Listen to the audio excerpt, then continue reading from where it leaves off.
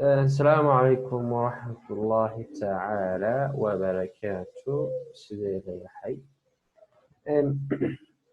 kusoo dhawaada muuqaalkan waxaan ku sharixi doonaa sidii aan AUD aan u qaatay buy positionkeedii waxaan shaashada soo saqdaan waxba dhiba arkina waxbaa ku sharaxaya so horta intaan muuqaalka galin waxaan rabaa inaan istiraatiijiyada aan idin tuso istiraatiijiyadeeda waa qaab yani isku laab ayaa la dhahaa dabcan muuqaalada ka horeeya ee youtube ku jiro waad aragteen sidii aan faa'iidooyin badan ugu qabtay dadka instagramka igala socdana daily iyo weekly basis ayagana idin tusaa oo qaabka yani isha profitka iyo losska labadaba dhinac is a good strategy by the macalinkeyga mentorkeyga muallimu khayr allah siiyo isaga ayaa baray istiraatiijiyada waxay tahay priceka kor iyo hoos ayaa waxaa ka dhiganaysaa calaamad marka hadda kasoo qaad meeshaas resistance waayo price waa laga soo tuuray sabooda samaystay kadib kor ayuu u booday kadib hoos ayuu soo booday kadib kor ayuu u booday dad marka waxaa jiro oo ka dhex shaqaysto range marketkan oo kor iyo hoos u socdo oo ku dhex jiro within this area balse aniga muhiimadan taas maahan aniga waxaan jeclaa inaa dulqaadka abadiyo waxaan sugaa break kadib retest kadib kor ugu sii raaca ama haddii korkaas la jibiyo waxaa sugaa hoos la soo jibiyo kadib retest ugu sameey kadibna hoos u sii raaca just waa intaas ma ahan wax qarsanaya dhaa waxa qarinooya oo lacag gooni ku sameeya ma ahan intaana ii shaqaysay intaana ku celceliyay marka haddii aan kasoo gudubno fiirino real example waa kana haddii idintiso meeshaan waxaa waaye saa arkaysin area oo strong support ahead marka waxaa sugaya priceka in hoos uu soo jibiyo kadib retest lagu sameeyo kadib hoos lasii aado iyadana saa arkaysin waa area strong resistance ahead iyadana waxaa suga priceka break inuu ku sameeyo kadib retest lagu sameeyo kadib saa buy usoo qaato waan ujeedin buyga dhacay areadan haddii dulqaadkaaga badnaayo intaan maalmood waa iska dulqaadatay after this maxaa yeeshay move qurux badan oo kor u socdo marka intiga markay meeshaas retest ku sameysay kadib stop losskay waxaa ka dhigtay 10 pips يعني tan waa qaacido oo ani yani aan isku dayayo maadaama traded badan aan qaato aysan drawdown lahayn haddii waaga hore waxaa ka dhigi jiray 30 pip stop losskayga still ilaa hadda waa ka dhigtaa balse waxaa rabaa inaad soo yani moogtahay istiraatiijiyada markaa leedahay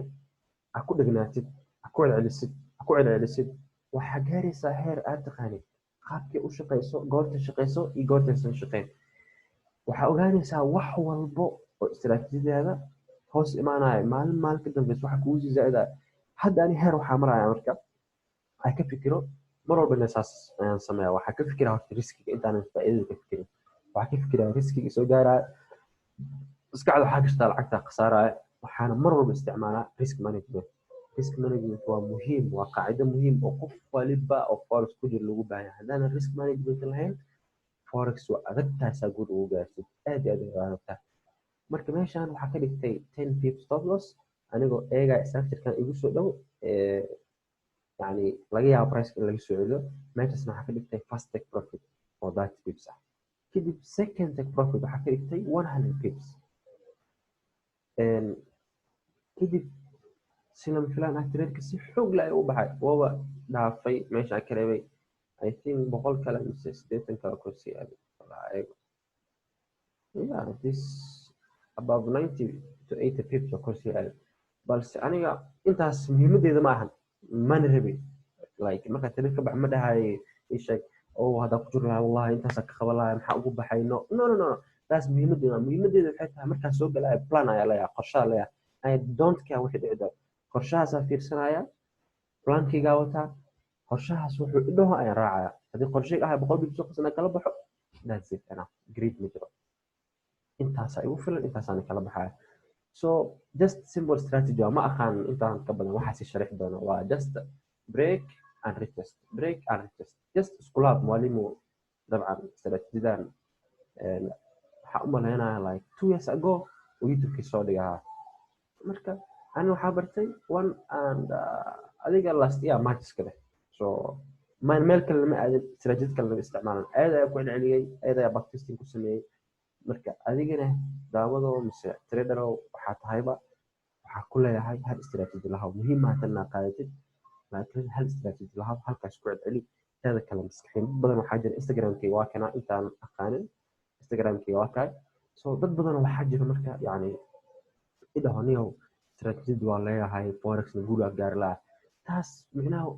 waxaa laga yaabaa istiraatiijiyada ugu fiican forexna leedahay balse guul aad gaari karin sababtoo ah maskaxiyan you are not developed maskaxiyan waa inaa hor socod maskaxdan waa inaa isheeg yani horumarisaa waa inaa yani u dhaqantaa waxaan inay yihiin like a business dada gaming iskaga dada crit quick umaleynaa no way crit quick wax laa ma jiro